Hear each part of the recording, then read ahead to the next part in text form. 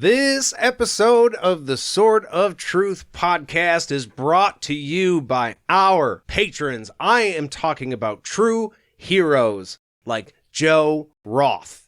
Thank you, Joe. Thanks, Joe. And I'm talking about Christine Whitmore. Thank you, Christine. I'm talking about Dan Rudder. Thanks. We're talking about heroes like Lacey Cochran. Thank you, Lacey. I think they get what we're doing now, so thank you, because I'm also talking about Ken Pat. Thank you. Thank you, Binti Ali. Tim Arnold, a.k.a. I love this name so much. Forsworn and 7 beers ago. A.k.a. Tenno. Thank you. All of you. Same person. 3-person, same person. That's what AKA means, I'm pretty sure. Yeah. Are you done? I'm done. Yeah, Okay. Thank you. Well, thank you, Christopher Platts. Thank you, Mike Matthews. Mike Matthews. Oh, I think- Mike. I think it's Lord Mike. Lord Mike, right? Yes. Mike is a lord. Yes. Lord We're awaiting Mike further Matthews. details. But until then, Your Majesty. Yeah, Thank you. Your Your Majesty. Majesty, wow. Lordship. He's a Lordship. lord. Yeah. Lordship. I'm not sure how to address him now. I'm sorry if we've... Please don't have me murdered or something. You better be funny this episode. I'm going to do my best. We are also talking about people like Sarah Fisher. Thank you, Sarah. Thank you, Jenna Troska. Thank you, Tanner Goodhue. Regally. That was musical. Yeah, that was beautiful. I think we can auto-tune that. Thank you to Joyce Rugg.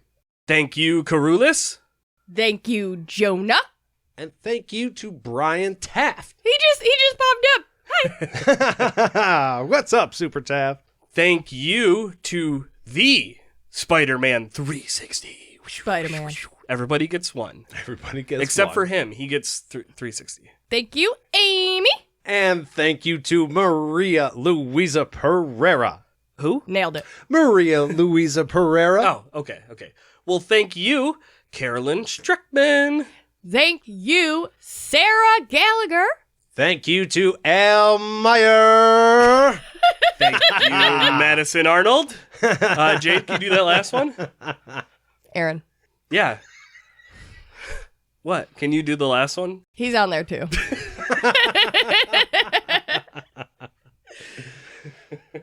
Thank you very, very much, all of you, for supporting this show. Now, we have a show to get to because we are live. So we are going to be doing that. Now, sound effects. Amazing audioscape of... Oh, God, look Music. Yeah. Oh, no. Oh, my leg. Yeah, but probably just music. I think we did different things there.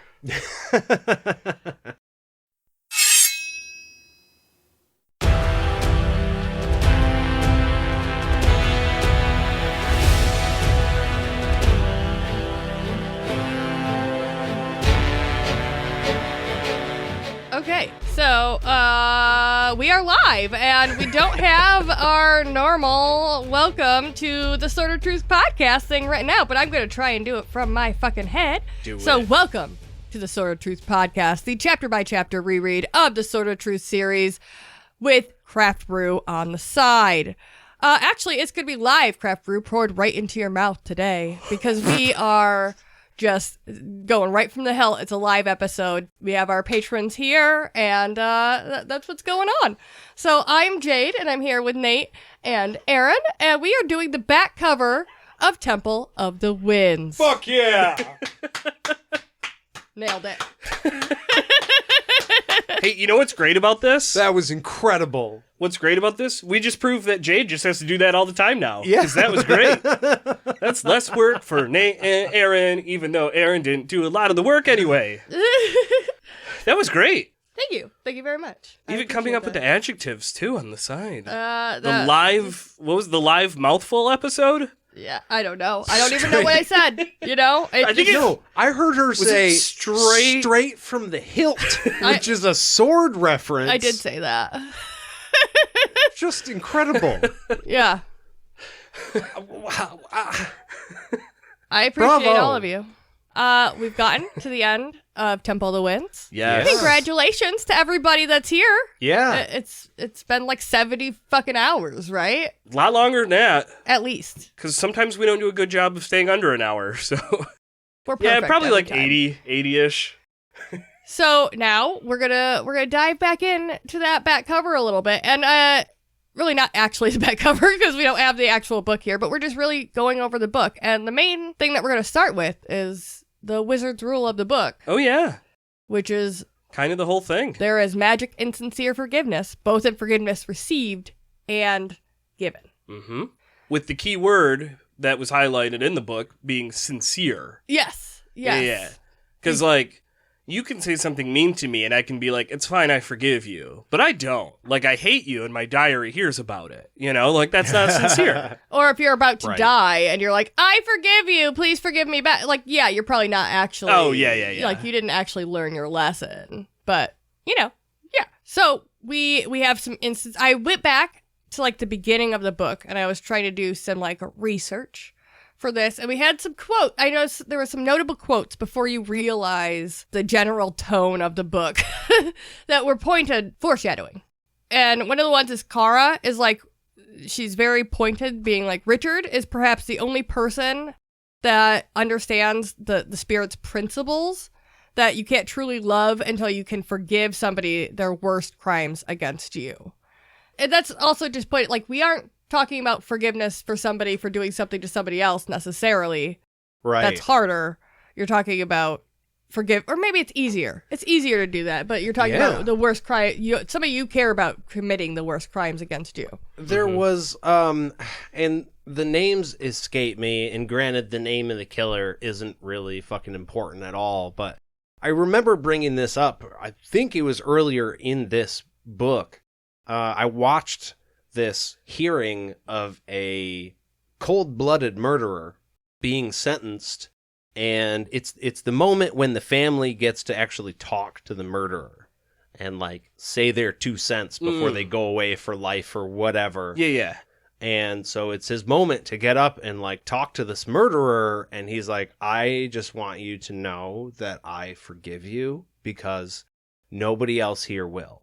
Right. And he was a very religious person, you know, so he had his edicts and stuff, but it was just like, no one else is going to do this because you're a murderer and a piece of shit.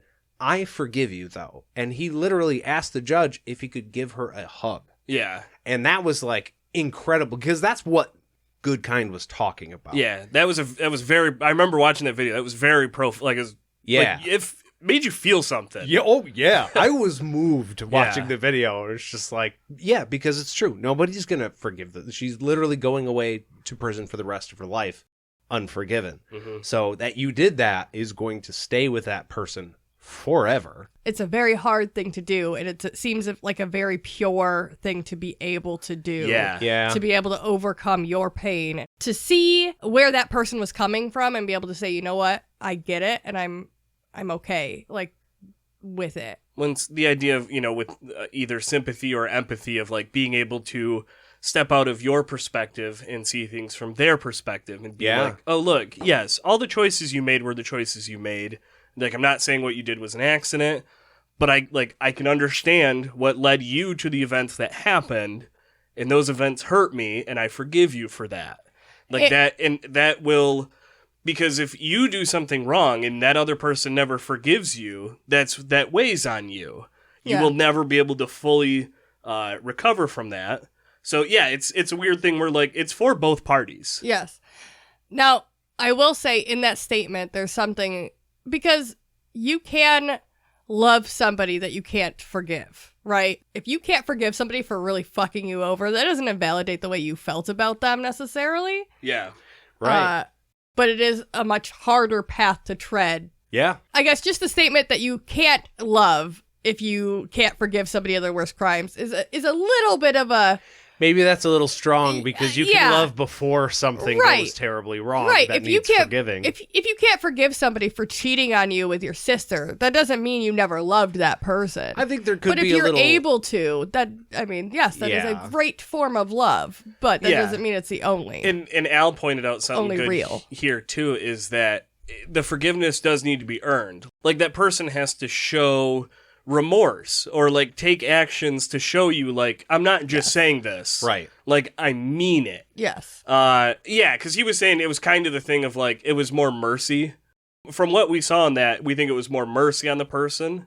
But we don't know if there was like, if they were writing letters back and forth, like if they had done something to earn it. We don't know based on that video. But that is a good point, Al. Terry Goodkind is more about earned forgiveness as well. Yeah, and an interesting kind of addition to that is that he's saying somebody has to want to earn it. Also, somebody who doesn't want forgiveness is not going to be receptive to it. Yeah. And is not going to get that magic of it being okay. Earn it either. Right. Yeah. And you know what I mean? So it's like, it has to go both ways for the magic to work. Truly.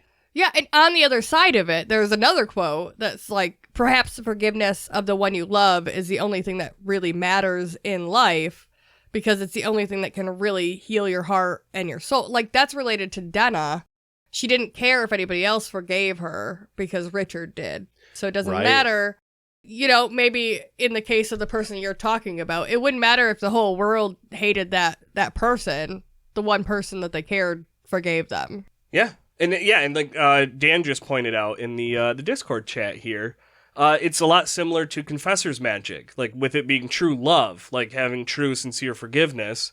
Like, it made it so the Confessor's Magic didn't affect Richard. Oh, yeah. You know, like it's a similar theme of like, it has to be both parties. I've actually never considered that. I always kind of assumed Richard loves Kaylin enough. Like, there's a scale.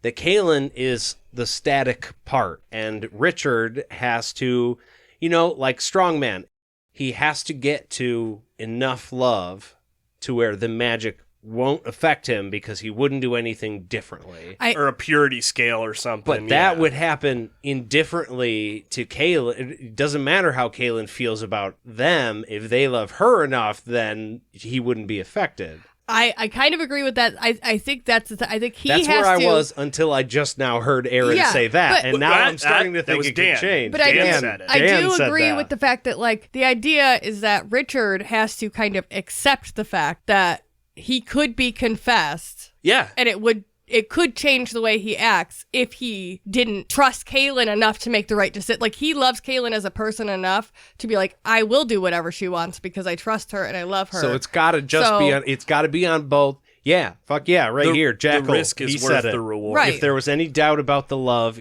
on either side, then the magic wouldn't work. Right, but and so I guess it does kind of go along the theme of, because he kind of has to forgive the idea that he would be taken over by her magic because otherwise he would have doubts about it. Yeah, it's one of those things where, it's like you were saying, Nate, it's a scale. If as soon as that doubt goes like one below, it's like, oh, okay, that's not enough. Not going to work. Yeah. Like, you had to be full commit. You were at 99%. That was literally the line. No, you have to be all in. Yeah. There's no part of you that can be not all in because it's not going to go. Go for gold, I believe, as some people might say. Which I think this is actually a pretty great parallel for what we're talking about, because in forgiveness, like, it only really fucking matters if you mean it. So just like with that, you have to mean it. Otherwise, it's just pointless then. Yeah. And I mean, we're talking about all different kinds. And like I said, a lot of this goes back to forgiving the person that did the things to you. Right. And only needing the forgiveness of the person that you did the thing to, right? So, like, Kaylin is unable to forgive Denna for the things that she has done to Richard. Even though she understands fully where Denna was coming from, she knows all of these things conceptually. She still can't bring herself to do that, which is, I mean, I get it in a sense, but it doesn't matter.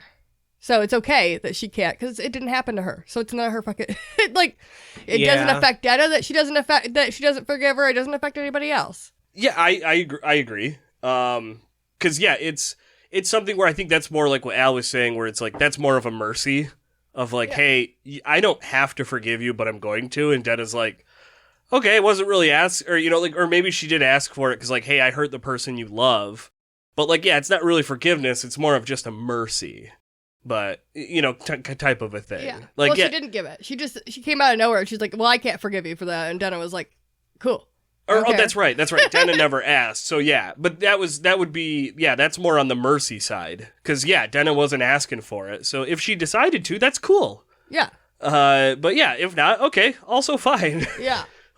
We were kind of okay. Life will go on. Yeah. I'm literally dead anyways, so it's not going to affect me. Yeah. But yeah, so those are just like little moments from the beginning of the book that I thought were interesting to touch on because he was laying the groundwork for the rule from the very beginning. Obviously, he always does this, but Terry was like, these are the scope that we're working in that he wanted you to kind of have in your mind. I think he was trying to illustrate that you don't have to forgive someone. Right. Like, forgiving someone is nice. Yes, it may even be viewed as a polite or even a socially kind of obligated thing to do, but if your reasons are true, regardless to what they are, you don't necessarily have to forgive someone, and that can be okay too. Yeah. Like, you have to come to that decision if that's warranted, and if it's not, it's not. Yeah. And then that's just the way it is. The rule is that there is magic in sincere forgiveness. That doesn't mean you have to give it. It's just saying, hey, if you do, right, like there is a reward. There is magic in it. Now you can't forgive someone to get the reward because then that's not sincere. Exactly. You know, but it's like, hey, if you do it, there's rewards for that. Yeah. So it's something to consider in any given situation that forgiveness could be an option. Also, it's interesting, though, that Richard goes into this book as somebody who has these traits as a person. He is the only person who can see people in that way and have that type of forgiveness for people. Yeah. And he is one of the people... He's a very rare person, Jade. But he's a person, so during this book, even though one of his traits is this thing about forgiveness, he still struggles with it throughout the book, showing you that he's a real person. Yeah, it's one of those things that makes Richard relatable. Yeah. Is he still, he has this amazing power, but he still falls for, what's the best way to say, like, normal person things. It makes him relatable. Yeah. Also, frustrating. Well, that too. Yeah. Because then when he does silly stuff, it's like, well, even I know you shouldn't do that. Yeah, we've gone through this before, but... But yeah, I know, Jade, you said something too about, obviously there was the main theme there between, Richard and Kaelin and Kaelin doing some other stuff, but there was a lot more just instances of forgiveness with a lot of the characters, a lot of just in this book, but then, there was a few I know you wanted to touch on from previous books too. Yeah, well, we'll just start talking about this book and the instance. So, there was definitely a theme of like forgiving yourself throughout it because all of our characters have had to deal with things throughout the series, but also then just like in here, we deal with Kara and her past and her having to kind of forgive herself for being a Mord Sith and for the hesitation. Like she still has the trauma from that, but she knows that it's not her fault, even though it's her fault that they're in this situation. It's weird because there's definitely a better proactive approach, but you can't say what happened to Kara happened because she was lazy. That happened to her. I guess my point is, it's unfair to say that life happens to you. It does in reality, but like you got to be prepared. So you got to try and think ahead for what you're going to need and try and make moves to make life better for yourself. Yeah. That didn't happen for Kara. So she was turned into this Mord Sith and had to make decisions that otherwise she would normally never have to make. And it just put her into a horrible frame of mind. And none of that was her fault. No. And she still had to like get this catharsis from forgiveness through herself. Like even though it wasn't her fault. Right. It was still magic for her. And you can see how even through forgiving yourself, it can turn not great. And you need the forgiveness of the other person. Because Kaelin at the end of the book, she knows why she did what she did. So she's kind of forgiven herself for her choices. But she's still angry at Richard. Yeah. And so that like forgiveness of herself isn't coming out in like a empowering way. It's coming out in like an angry way. And if Richard didn't come at her with the level of forgiveness that he did, then she could have turned into a very angry, bitter woman. No, she would have stood on her principles like I was fucking right, but in an angry way, as opposed to being like, I was right and now we're back to, like, we're coming together over this. You forgive me. I did make mistakes. I wasn't perfect, but you know what I mean? Like, she was able to forgive herself, but without the forgiveness also of Richard, she couldn't have become a full person, I guess. I do hear what I'm trying to get to. She couldn't have maturely moved past it with good, healthy closure. Yes. Because she would have held on to that little bit of bitter resentment for probably ever. Yes. Yeah. Yeah. And Jade, not to make light of what you just said, because it was quite profound, and I liked it. But do you know what helps make me complete? Beer. Okay, that's good. And I want to reflect more on what you said, and I think we should do it over a beer. So I think we're going to take a quick little break, and we'll be back right after this.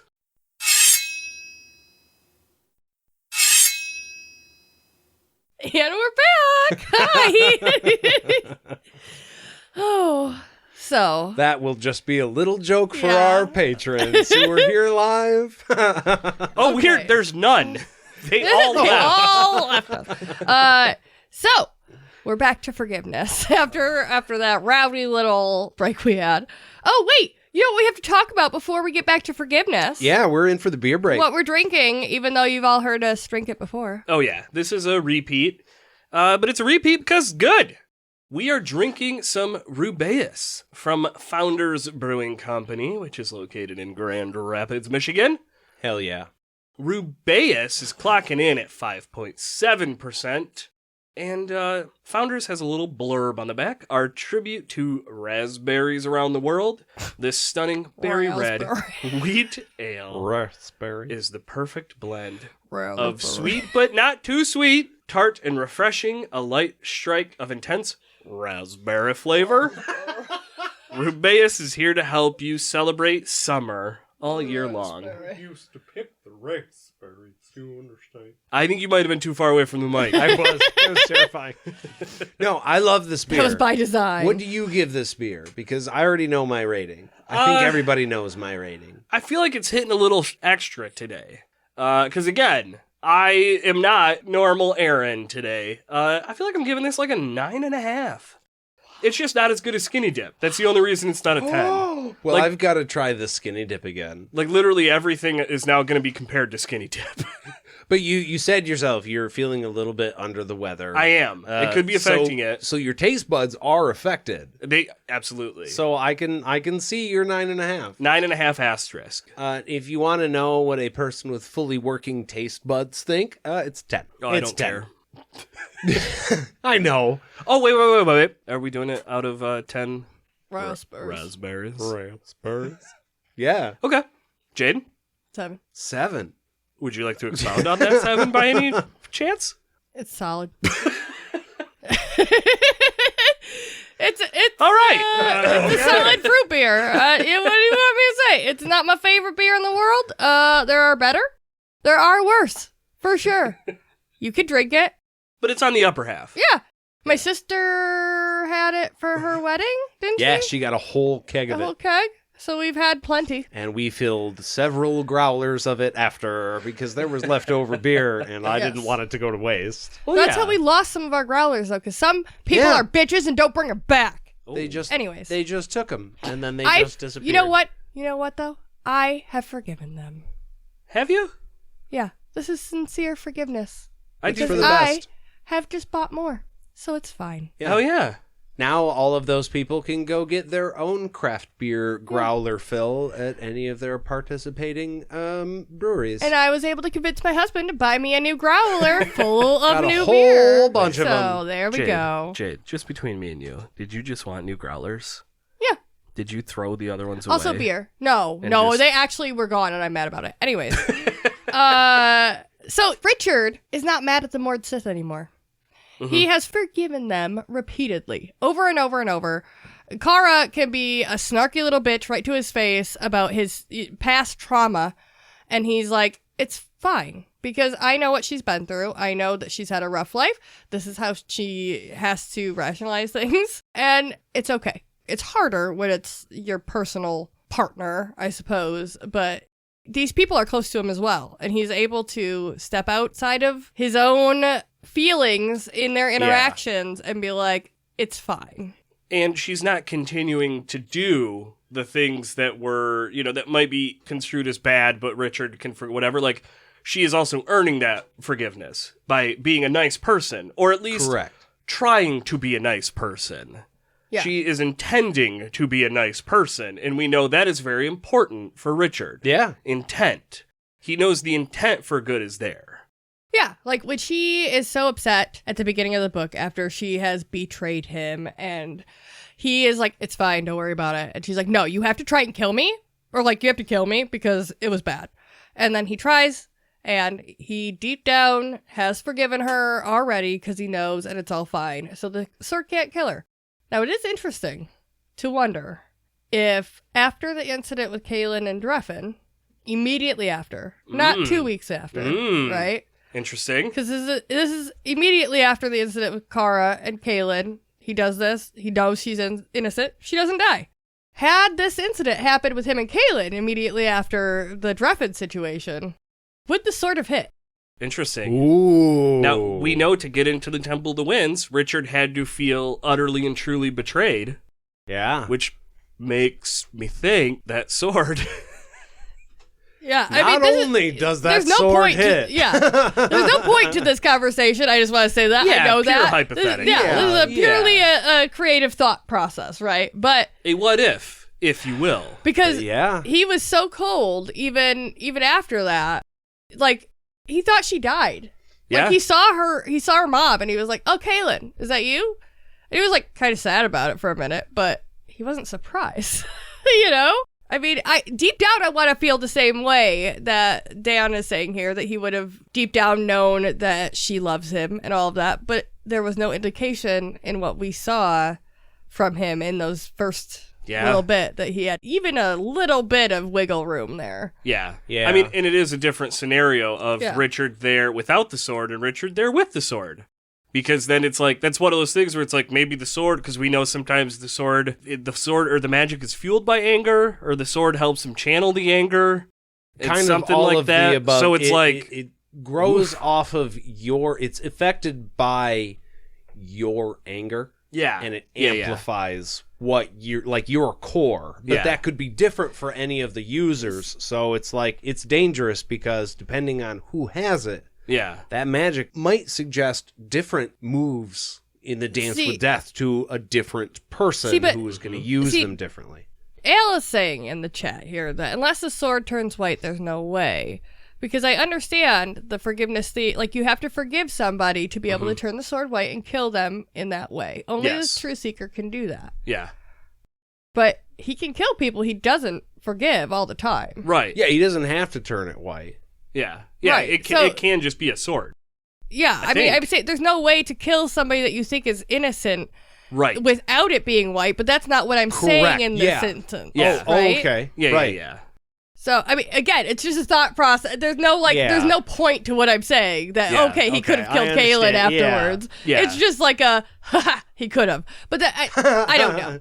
It was just a thought I had because of the incidents with Kara. And Al brought up a good point too. It's interesting looking back and realizing that this whole basis of forgiveness was in book 1. Yeah. Like that was pretty early on in book 1 too. That this whole thing's been building.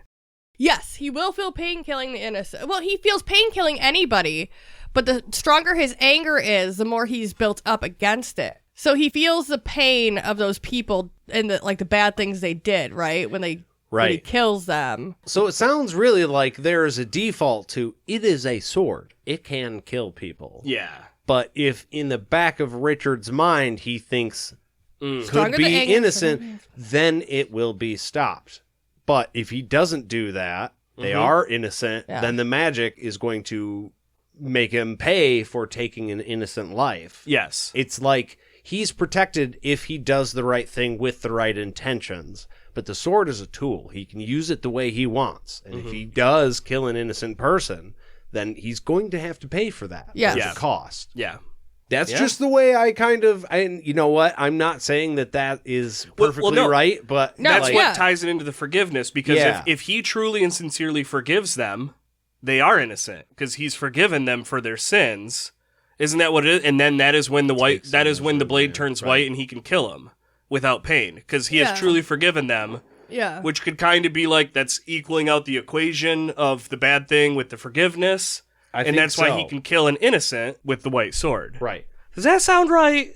Well, I'm getting stronger the anger, the stronger the pain from death, unless it's white. Unless it's white. Yeah. And then Jackal King adds in the initial kill gives him the worst pain because the sword takes a measure of the man. I thought Yes, the which which anger. is also true. I thought the anger protected him, though. It's the righteous anger that Okay. protects Yeah. him. Okay. Yeah. Okay. So We're like, off topic. like We're- guilt, yeah. anger, or But no, I think it's a good point. And Sarah Yeah. added one too, that she thinks it's a different kind of pain. Yeah. Sure. Like it may not even be, I'm assuming what she means is like the magical kind of pain. Like it Sure. could just be emotional trauma that Yeah. you've hurt an innocent person now. Now you get to live with that. Well, yeah, because you can have emotional pain, physical pain, mental pain. Like you can have all these different kind of stuff. So I Yeah. can see that too. Yeah. Yeah, I But like can't- the that- weight of it. Yeah, You he- know. Yeah. Okay. Yeah. Anyways. Well, it could kind of be like how when We you should- when you scratch an itch, it feels good even though you know it hurts, kind of a thing. Like it could be that kind of pain. Yeah. Like it kind of feels good. We need to the do a way- whole side quest Yeah. on the the way power I kind of the envision sword. it is it's your back pain the next morning. Like if you killed a lot of innocent people, then your back is just going to be fucking housed. Shoulders for the a next little few- rough. Yeah. Just wake up like, ow, what did I do? God. Oh man. But if it's strictly bad guys, then you hop out of bed, do a barrel roll right into the It's kitchen a for beautiful pre-made breakfast. morning. Yeah. Yeah. Birds are flying in from the window, grabbing your shirt. Oh, being the stick is great. Okay. Yeah, that took a weird path. But Jade, was there any other like instances of forgiveness? So Michael's brought up in the book, Yes. which I think is interesting because we're talking about the magic of sincere forgiveness of the ones you love. And Richard repeatedly forgave Michael for atrocities against him. And, I mean, he killed him in the end for what he did to other people. But he repeatedly forgave him before that, even when he was being a shitbox. Absolutely. Yeah. So it's interesting that he had that capacity for forgiveness, but it also ended up that didn't aid him in the end. The magic of that sincere forgiveness. Yeah. I mean, in the end, he ended up murdering him. Whatever. Michael was and- just a shit. I mean, it does. You can't always count on the other people to be a good person. I guess Michael's Yeah. a shitbox. Yeah. Dan asks, was that sincere, though? Yeah, because And- the beheading was off screen. We were Yeah. not there, so like we never got inner monologue. He didn't do it. Yeah, it wasn't him that did it. He ordered people to. Oh, see, I misremember. I thought Richard Yeah. actually is the one who beheaded him. So is it maybe not Wait. sincere because he just forgave him because he was his brother? Because Chase Oh, did it. Chase did Yeah. it. Okay. Because Yeah, I thought I had I was reading misremembered. through the book, and the way that they were describing it is that Richard always forgave Michael because he fucking loved him. Yeah, Yeah, he was his brother. And that Yeah, seems I like think sincere that forgiveness to me. means a Yeah. lot. Well, yeah, we're not talking about the sword anymore. We're Yeah. just talking about the magic and sincere Yeah, forgiveness. yeah. I mean, So when he I guess- ordered the death, but it didn't go both ways in that case because Right. Michael didn't do it, So- didn't earn it, and so that's there probably was nothing. closer to the Okay, mercy yeah. killing than forgiveness killing. Yeah. I think that his forgiveness of Michael was because they were brothers. Do I feel like he felt that in his soul? No. I don't think it was pure forgiveness. But I also think Michael wouldn't know any better, kind of a thing. Like what Michael did was to what I believe Richard would view as an unforgivable act. Yeah. Right? Yeah. He obviously crossed a boundary, and I feel like a guy like Richard is not going to at least forgive and forget. So even if definitely he not. gave him that forgiveness, like, Mike, you're my brother, so Yeah, I'm he not did. going to hold this against you for Yeah. the rest of your life. However, that is a mark on your fucking permanent record, bud. and Oh, yeah. will not be When Kaylin forgotten. comes around, I'm gonna Yeah. watch your ass. Yeah, exactly. Yeah. Because if you like, Yeah. and he did make eyes at Kaylin. Kaylin obviously doesn't need no man to She fucking shut it defend down her. herself, yeah. But I guarantee, had she not, Richard was going to. Oh yeah. He was going to fucking lay that dude out in front of all of those people, and it would have been great. Yeah. Like, it would have been, he would have not felt bad in that moment at all, because fuck you. You did this Now- before. I'm and not going to let you and do again- it again. Michael didn't earn that forgiveness. It And- was just given to him because Richard loved him. To clarify, are we talking about the betrayal of him sleeping with Nadine or the betrayal of him giving him up to Dark and Rawl? Which betrayal are Oh. we talking about? Because he didn't behead Michael because of Nadine. No, he listen. beheaded Michael because of him selling his brother out, something Richard would Yeah. never do. I'm talking about before he beheaded him. Yeah. Right. There's the Nadine situation. Yeah. There's also the way he was acting when he outed Richard and his mother's death in Right. front of everybody. Like, Yeah. there's Yeah. lots of little betrayals that he yeah. always forgave Michael for. Yes. Michael didn't earn it though. Yeah, so Dan, I was thinking the same Yeah. thing. Yeah, we're not talking about the one with Nadine. And Al, I agree. It was not only did he betray Richard, he betrayed the entirety of the Everybody. people Yes, of Leslie. that's what he was beheaded for. Yeah. Yeah. Yes. Yeah. Yeah. You know what? I think this would be better discussed maybe over one more beer. Oh, is that time already? Yeah, we're Holy digging shit. we're digging into them details. We're going deep. And there's nothing more than I like than getting down in the deets with a beer in my hand. So we will take another short break, and we will be back. Dan, I'm trying to give you time. Right after this. Ah, you got it. Nailed it!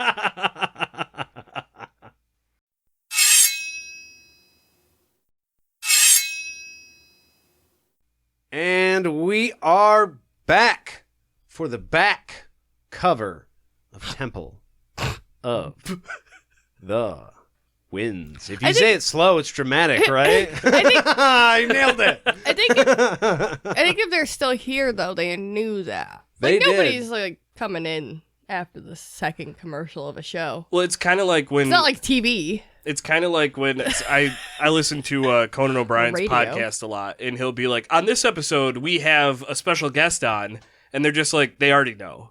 It's in the title of the podcast. They had to click on the podcast. They already know who the special guest I'm is. just You don't have to intro them. Just real quick, there's a couple more instances of forgiveness. So Clarissa forgives Amanda. Doesn't turn out great. Probably not sincere forgiveness because she just like tried to be a better person, right? Mhm. Amelia, she doesn't get forgiveness at all. Nope. And she doesn't really deserve it. Like She's like, she's a but double crosser though too. She could have gotten forgiveness I She wonder, could've. from Verna. Like here's It the could have thing. been good. She did the thing. Nah. Then it was revealed that it worked for like one day. I remember because that was kind of funny.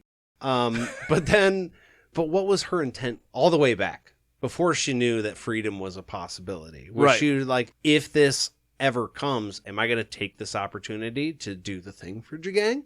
Yeah. Or did she truly believe for a minute that she could, and then it didn't work, and then she got scared? Here's the thing. She's a sister of the dark. So no matter what, That's true. she tried to be out for herself and at the very most out for the keeper. So anything she's done since then is just her looking out for her own skin. Yeah. There was never any real hope for her coming back. I don't So think. you think bad intentions all the way? All the way. Okay. I kind of did too. Because it was a good thing, right? They're like, hey, if Amelia can fucking turn, then fuck. Yeah. Who knows? Anybody else might be able to. We need to know this. And it's like, I think no, that's she one of didn't those things actually. where the amount of forgiveness she would have to earn, it's like almost not possible because of Yeah. how much bad she did. Like, Yeah. she could turn into an honest person, maybe let's say 5 years down the road, where it's like, yeah, she was troubled, but she's a good person. Still going straight to hell. But she would Like- have to be willing to put Right. that work in, and she gives no Seems- indication she would be. Yes, based on what we've seen, doesn't seem like she probably would have ever done that, but like, possible. But yeah, I don't know if anyone would ever be able to sincerely, like, the people of like, who could? the people who had loved ones die from the plague, reasonable chance, never gonna forgive her. Yeah. Yeah, So, if she came back to yeah. the side of the good, could any of the sisters, could Richard Kalin look at her in the right? Because she was there's probably a limit, getting right? beheaded. Yeah. Like, if I do something to harm somebody else and they forgive me, that is magic, like we've been talking about. But that is a one-to-one thing. Mhm. What she did was on such a grand scale that in order for her to get that forgiveness, she would have to be forgiven by every single person that knew somebody that died from the plague or that was related to somebody that died from the, like, literally all of the survivors after the plague would have to personally give her a sincere and heartfelt forgiveness for her to probably truly live down what she did. And that's never going to happen. Maybe if she was able, but I'm just saying, even on a 1-to-1 scale, she did not give any indication that she had the wherewithal to try to be a good person in order to get even the worth of, we were talking about, it only takes the one person you care about to heal your soul. It doesn't matter the rest of the world. Yeah. It's true. Yeah. But none of the good people could have gotten there with her because she gave no indication that that's what she wanted. And like you said, in this hypothetical, we're even saying like, nah, probably not. Yeah. Probably not. Yeah. There's Shota. Mm-hmm. She comes up a couple times. Her and Kaylin have a contentious relationship. Mm-hmm. By the end of the book, though, she's kind of come to a place where she's forgiven Richard and Kaylin for the things that she deems as missteps. Mm-hmm. And Kaylin has forgiven her for what she deems as interference. Yeah. In things that she didn't need to. Sending Nadine to Richard. Right. She understands why she did it. She sincerely forgets. She's still scared of Shota, but she sincerely forgives her for the things that she has done. And the gift that she receives is, hey, I still don't want you to fucking make babies, but here is a safe way for you to fuck. Here's a way where I don't have to intercede in your life anymore. I mean, I still am. I mean, but like, look, she gives her the necklace. Mm-hmm. You can choose to put this on. You can choose not to. Yeah. I'm not forcing your, but I am, but I'm not. Yeah. But I am, but I'm not. Kind of, you know. But she's also saying, look, I'm also leaving that decision in your hands. And I mean no harm to you now, regardless of what you're going to do 3 seconds after I leave. She could have made her drink some shit that was like, now you're infertile. Haha. Yeah. But she didn't take her choice to do so. Right. Another thing that I thought was interesting, like the sliff. Maybe it's a rickety bridge or like a little rope going from one cliff to the other. But I know a thing or two about rickety bridges. I felt that there was a moment where the sliff kind of saw Richard as more than just another master or another wizard that had done this to her and kind of forgave him for her being in this situation. And I think that maybe that is what led to her decision to step out of her role as a mode of transport, if you will, and help be a character, not a car. Yeah. A pleasure. She was a pleasure train. Yeah. And then turned her into a murder pleasure train. Well, she became a person. She decided to step outside of it and make a decision to help where she didn't have to. Yes. Because I think of the way that Richard treated her, forgave her for her way of being, and she forgave him because it wasn't his fault. Yeah. She was done wrong by wizards. Right. And Richard is a wizard. Right. But he is, as we all know, unique. Yeah. And rare. So he's a rare person, Yeah. So, that could be, and, it's like, that's not necessarily in the text, but it's like, it kind of feels like that. And now, it could also be that also might be part of the curse, that the Sliff has to serve wizards, and so that's why she acted as she did. I don't know. Yeah, and I mean, but I kind of like the forgiveness path better. I don't think that she had to. I think that's the thing. Like, she made a choice. Yeah, she made a choice based on the way that she was treated. Mm-hmm. And I think that speaks also to forgiveness because she forgave the human for her being how she is. I don't know. Again, maybe it's a thin jump, or I don't know. I'm mixing metaphors. You fucking get what I'm saying. I follow you. We get the intent, Yeah. Jade. I also wanted to say Nadine didn't forgive Kaylin for her just being a person and loving Richard, and she ended up fucking dead. So that's how that works. Yeah. Well, it's, similar to the Clarissa and Amanda. Yeah. It's like, hey, there's a reason the magic is especially strong when it's a two-way street. Right. And we had two examples of where it wasn't a two-way street. Right. And it didn't turn out well. And Kaylin did forgive Nadine. Right. Fully. She was like, you know what? I get it. And I want you to be happy with Richard. It's all cool. Go fuck my man. It's fine. And Nadine was like, I am going to fuck your man. It's going to be great. And then she turned died. it bad. Yeah. And then she died. But we never, ever find out how Richard knew. No. That's just a bummer to me. Like, it never brings that up. Nadine is just gone forever. He's a wizard. He's a wizard.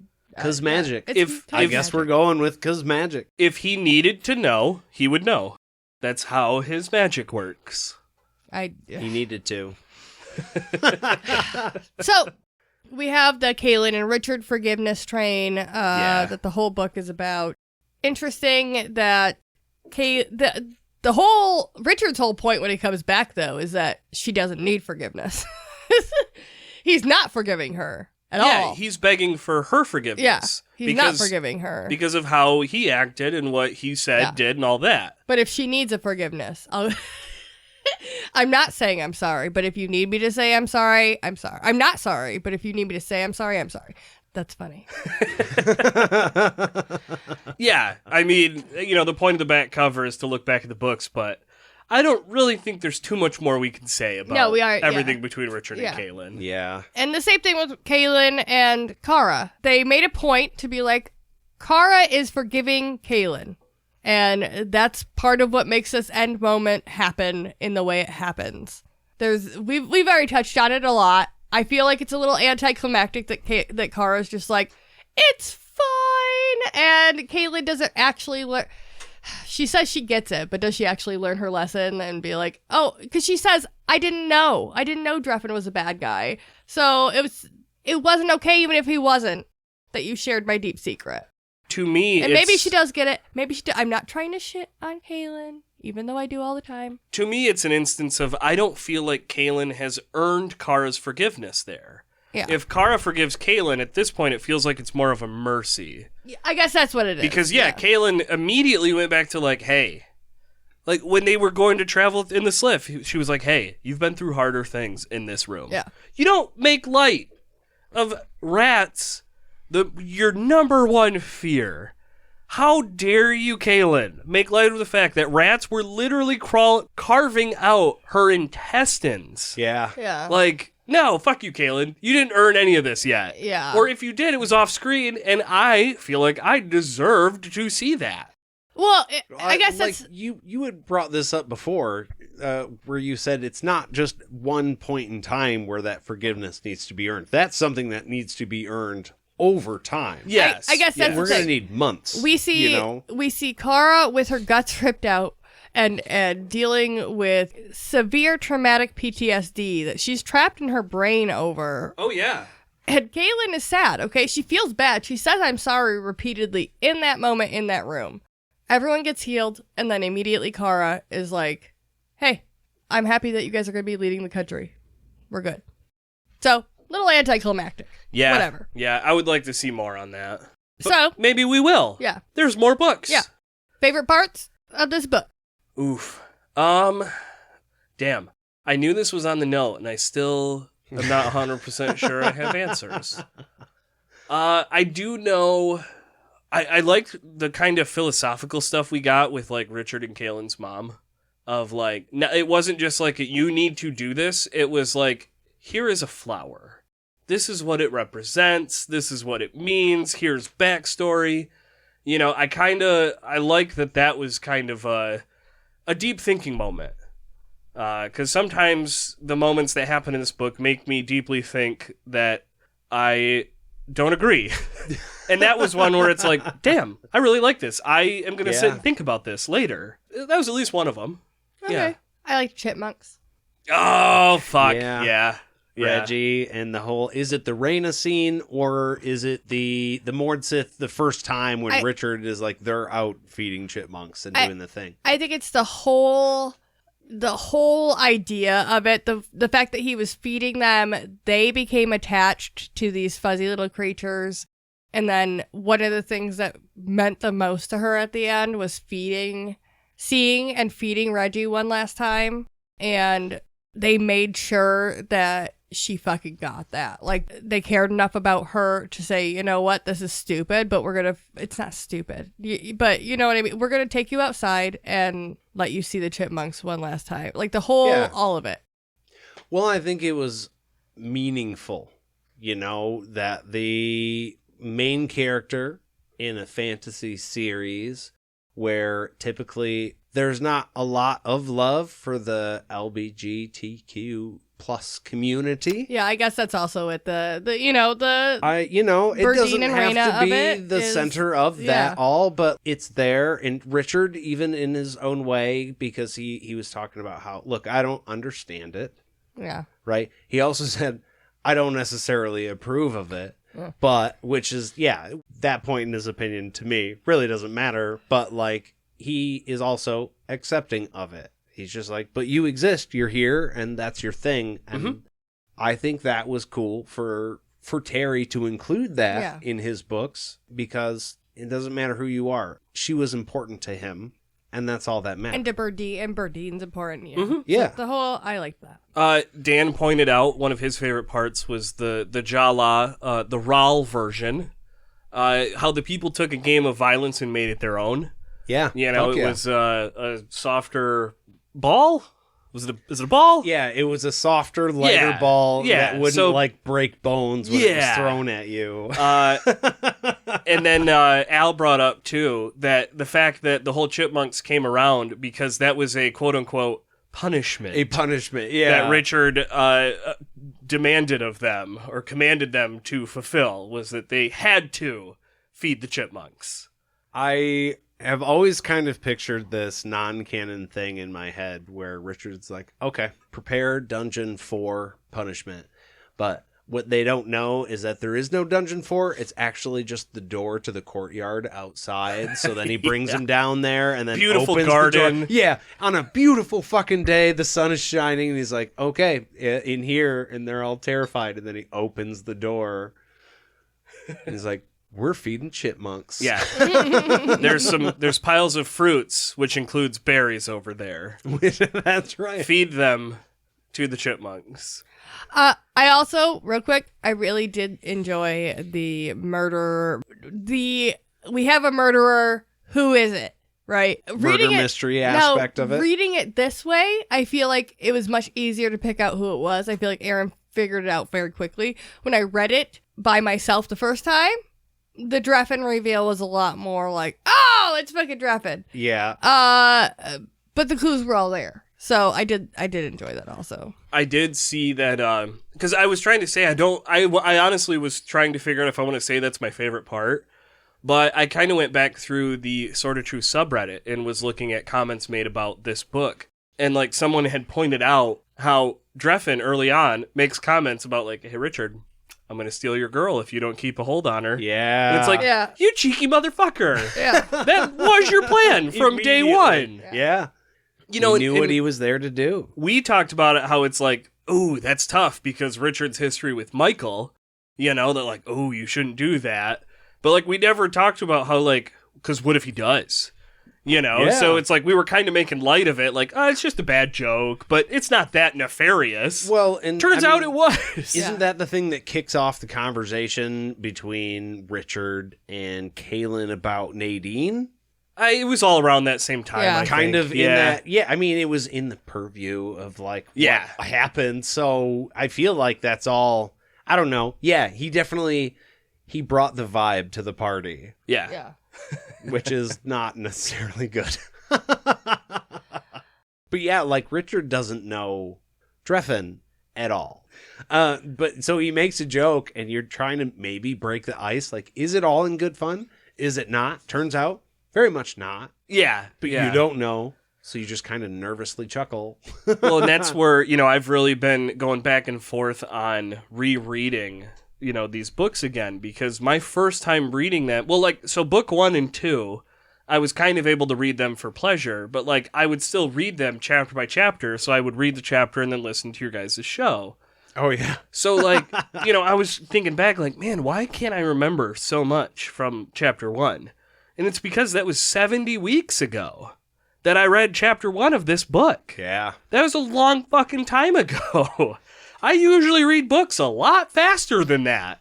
And, so it's one of those where it's like, man, I want to go back and read Wizard's First Rule and, kind of read it for fun, where it's like, obviously I'm already going to have the thoughts I've already had, but now I'm going to read through them faster and just kind of see, like, And, make notes along the way of like, oh, hey, by the way, this is how the sword works. That's what the YouTube show will have to be. Oh, yeah. When all this kicks off. Yeah, maybe we'll do a little book club type thing of Aaron doing a reread. We will do live listens to what we thought on book 1 and just do the whole shits over again. Once we get to the end. Yeah, and I think maybe real quick, because, it's not quite as fun, but was there any moments that really stuck out as your least favorite parts of the book? I think I don't like Nadine. I mean, but she's meant to make you feel that way. Yeah. I think that's still a valid answer. But yeah, I think that she did a little uncomfortable. Yeah, She/Terry did their job. You were not supposed to like her, and you didn't. Yeah. So, in wrestling, that's a successful heel. Yeah. So. But another least favorite part, real quick. Nadine going in the pit in the beginning and then going throughout the... Like, why is Nadine with you? You know what? I think... Because I was trying to think, I feel like I had kind of more issues with the beginning of the book, and I think that's a big... Because I think it was the first big problem. The whole Marlin thing was the handling bullshit. of Marlin. That was just like, this is... I just want to get through this part. Because I am so done with this. Everything was done wrong. Yeah. You didn't go with the Seeker. You did not go with the Wizard. You went on your own. You got overpowered because you went headstrong. Now you brought the peasant girl with you to teach her like what? Yeah. It's just, oh man. Al pointed out too, one of the things that like makes Richard relatable. He's just a naive, sheltered country boy. Yeah. Like, guess what? I grew up in a small town that's kind of in the country, and looking back, was pretty naive about a lot of things. So,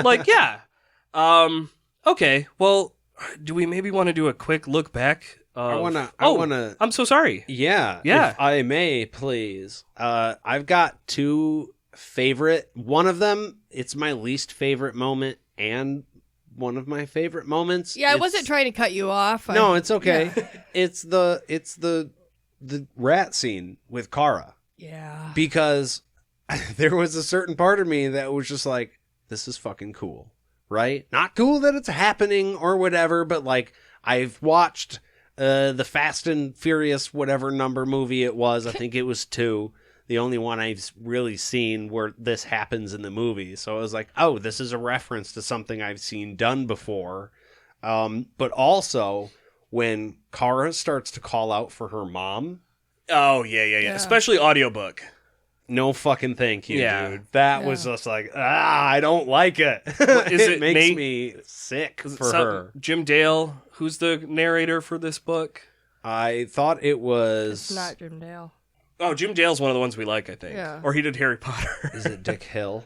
I think it's Dick Hill. Yeah. Yeah, look, I don't know who the fuck Colin is, but like, man, he's a decent voice actor on some of these scenes. Yeah. A little uncomfortable sometimes.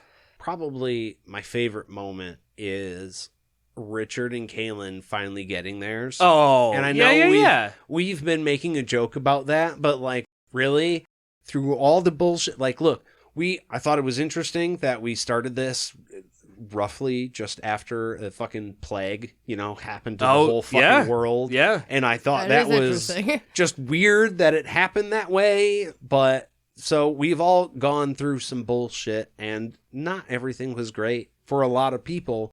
And so here is a story that we just read of people surviving a plague and then getting married and just fucking celebrating. The ultimate irony is that my brother just got married. We were just at a wedding after a plague, and it just like, it hit me. And it's just like, you know what? Forgiveness is a theme in the book, and life moves on after.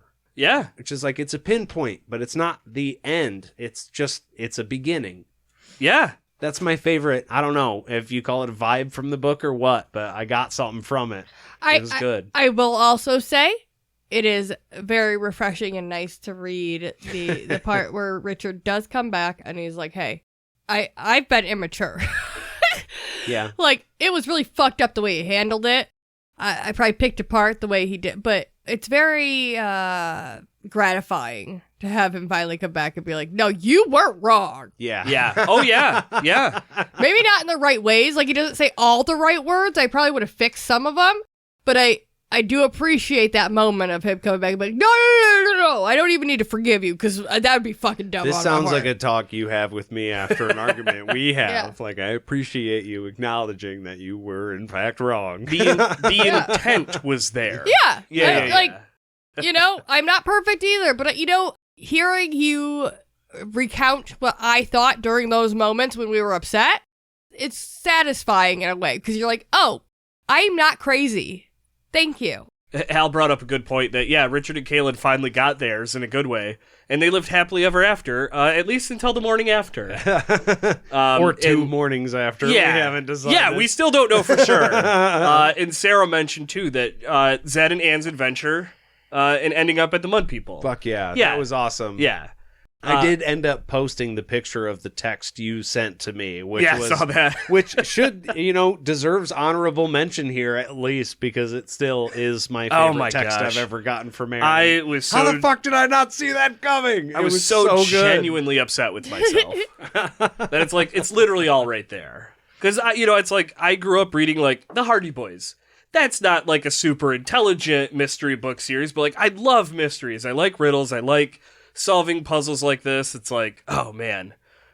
But yeah, so I like all of that. It's funny because it's like sometimes when we do this stuff and it's week to week, I'm like, man, I need to remember that I like this book series. And it's moments like this where it's like, oh shit, yeah, like I like most of this. Yeah. There's just a few glaring things that I have a problem with, but like overall, this is great. I do love this. And it just makes me want to go back and look at the other ones, and it gives me this weird little nostalgic feeling.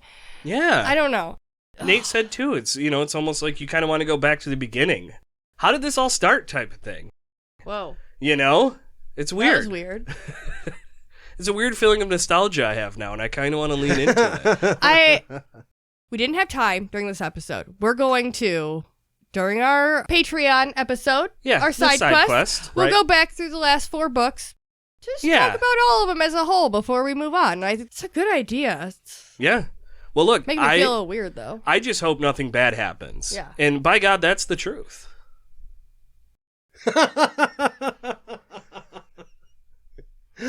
Wow. That is the second moment today that I really wish there was a camera here because you should have definitely been reading the news in the mid 1975 to 80 area. Well, ain't that the truth? That was wonderful. And now to Nate. Turn to camera and smile. With the outro. That is the truth. And now that you guys have heard ours, we would love to hear yours. You can absolutely write us an email by taking out your journey books and writing an email to podcastatt@gmail.com or following us on our social medias. I would recommend doing so because before we go out, I'm going to interrupt Nate's outro to just let everybody know real quick. Oh? You may not hear our voices for a minute because yes, we are going to be taking a break. Oh, that's right. Yes. Yes, you should look us up on social medias because we have been doing this for 70 straight weeks. 72 straight weeks because we do a front cover and a back cover. You guys have been doing this for 72 straight weeks. I've been doing it for like 30-something straight weeks, but we need a little bit of time to recharge. We've got some holidays coming up soon. Some other projects on We've got some other projects we want to look into. We also are looking at kind of a studio makeover that might allow us to do some extra things when we do come back. As of right now, and this is tentative, we are looking at coming back potentially the week of Thanksgiving is when the next Sword of Truth new content will be published. It's not to say you won't see us pop up other places here and there. Keep your eyes peeled. We're going to do some small side stuff. We will one-off stuff. I was just going to say, we will be around on Patreon. Oh, yes. While we take a break here, we will still be making things for our patrons and still being active over there. So if you're a patron, you really don't have much to worry about. Me and you have been working on this, actually. Yeah. Mm-hmm. Posting stuff on there. Yes. I've got a few ideas in the cooker. We have some other, at least one episode of our Dance with Death interpretations coming up that should be fucking insane. I can't wait for that. I'm so excited. But Nate, I believe, as you were saying, after going to Patreon and they can write to us and all the social medias, is there something else they have to do? I'm lost on the outro. There's nothing else they got to do. Oh, perfect. All that I wanted to say was thank you all very, very much. For following us through Temple of the Winds. This has been an insane book. This has been a crazy last 70 weeks. Holy shit. I feel like I want to make a speech, but not a speech. We'll do it on Patreon. I've learned a lot from doing this like over the last 70 weeks. This has been a longer project than I guess I was prepared for, but I honestly feel like going forward, it is only going to get better, and I feel very excited for the future of the show because I think it's going to, not that it's not now, I feel like it's going to be truly fucking great. And so, yeah, thank you to everybody listening, and I want to thank you, Aaron, Cheers. and I want to thank you, Jade. Jade, I'll thank you as well. I also forgive you guys. I don't know for what yet, but Yeah, we'll I don't know. figure it out. Seems appropriate. But yeah, thank you all very, very much for listening, and we'll see you real soon. Bye.